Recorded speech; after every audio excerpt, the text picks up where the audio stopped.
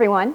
In today's video, I'm going to show you how to take a white Christmas tree and turn it into a spooky ghost or maybe a friendly ghost, perfect for Halloween.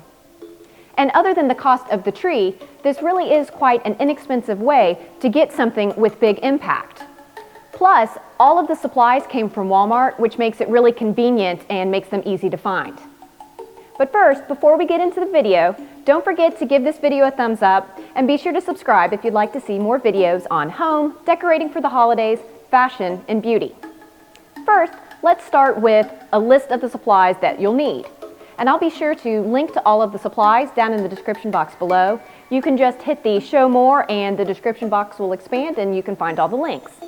So first, obviously, is going to be the white Christmas tree. And I do recommend an actual white tinsel tree rather than a flocked tree that's green that has the white flocking applied, because that's going to give it the most white look rather than having some of the dark in the middle.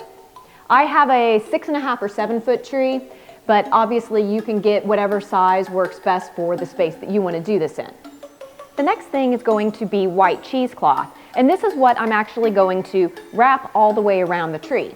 I have 2 different packages in 2 different lengths. Both are 36 inches wide, but this one's 15 yards and this is 6 yards. I actually have several packages of this because this is the most economic value, but then I did get a package of this as well, because if I get near the end and just need a little bit more but maybe don't need a whole thing of this, then I can use this to finish it out and just save a little money. So whatever I don't end up using, I do plan to return.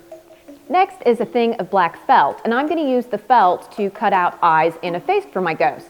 And this is a 36 inch by 72 inch piece of felt, so it's nice and big, so I should be able to get exactly the size that I need. And I actually plan on cutting out 2 sets of eyes and 2 mouths, so I did want to be sure to have plenty of it for that.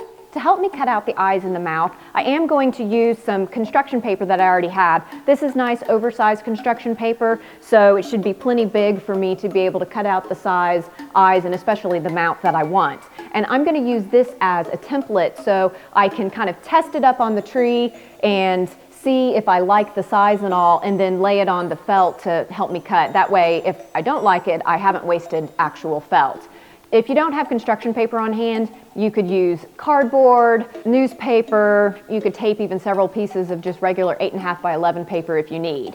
And then I just have a Sharpie and a pair of scissors. These are pretty sharp scissors, which when I get to cutting the felt will help with that, so I can actually draw out my face on here and then cut that out. And then the last thing, I want to go ahead and decorate just a little bit up under the tree. So I found this really big piece of fleece that was pretty inexpensive in this nice bright orange color. And so I'm basically going to use this as kind of a blanket to wrap around the bottom when I'm done. And then this just real cute tinsel black cat that I'll just put in front just to give a little bit of decoration to the bottom so it's not bare.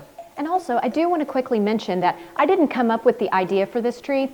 This is something that my mother-in-law actually found the idea of somewhere, and I actually helped her make this tree at her house a few years ago, but this is my first time doing it at my own home with my own tree. So the first thing that we're going to do is to take the cheesecloth and wrap it all the way around the tree. I'm going to start from the bottom and work my way up, and I'm going to make sure that as I'm wrapping around, I slightly overlap the previous layer to make sure that there are no gaps. So now as I've actually unwrapped this and I look at this, this is doubled over, and so it's actually this long, 36 inches, so it's doubled over, but I think I actually like the way it looks doubled over. It gives it just a little more opacity, so I think I'm going to leave it like that and we'll just start wrapping. I am going to start this at what I expect to be the back of the tree.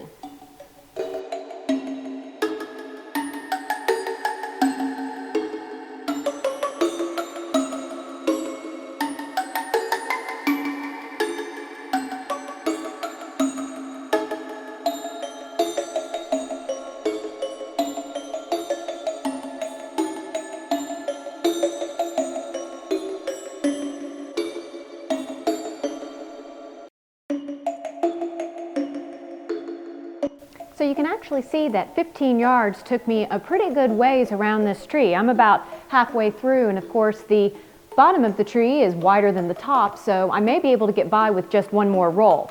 Something I learned as I was doing this is if I was having a hard time getting it to kind of fill up the space appropriately. If I just bent one of these down and kind of pulled the cheesecloth to it, it naturally sticks to the tinsel really easily, and so that kind of helps hold it in place. So I'll probably go and tweak and kind of pull things apart and get things covered up once I'm fully done with the tree, but this kind of gives you a general idea of the look that I'm going for.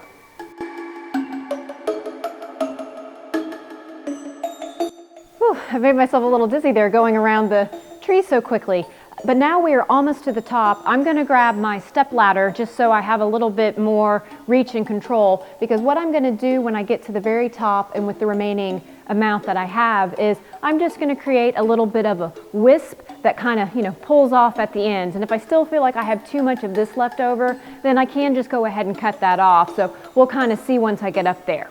I think I like that general shape, so now I'm just going to go and pull everything out and kind of tweak it so that I have the perfect spacing, or at least as perfect as I plan to get it. My next step is going to be to draw out the face shapes that I want on my construction paper, which is going to serve as a template. And I mentioned earlier I'm going to do 2 different sets. The reason being is this is not actually where the tree is going to wind up. It's going to move over there on the edge of the balcony, but because of the background, that's not a good place to film. So I'm going to have it on the balcony, and I'm going to be able to see it from several different sides. So I thought it would be fun to do one side a friendly side and the other side a scary or spooky side. So that's what I'll be doing next.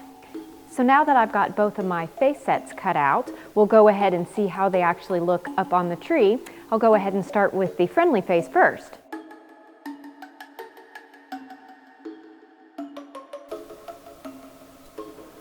He looks like a pretty friendly ghost. I like that. Now for my scary ghost.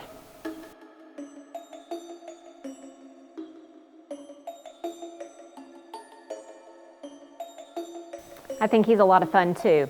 So as you can see, the great thing about the felt is it really just sticks pretty nicely to this. I could come along with maybe a little bit of hot glue or something, but since I want to be able to reuse this, I think I'm just going to leave it like this. It's not going to be in a high traffic patterned area that's going to get blown a lot or bumped into a lot, so I think this is going to be okay. So now the last step is to get my orange fleece blanket, put it underneath, and grab the kitty cat to decorate, and we'll see how it all comes together.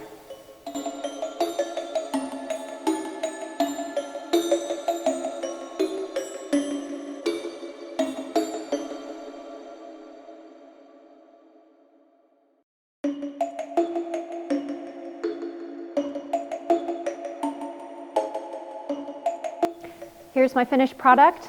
I will go ahead and insert a couple of shots of it once it's in its final resting place, but I'm probably going to wait a little while to do that. But before I go, did just want to say thank you so much for watching my video. I hope you found it fun and useful. If so, please be sure to give me a thumbs up. It really helps me here on my channel, and I hope you subscribe if you haven't already. Otherwise, thank you so much for watching, and until next time, bye.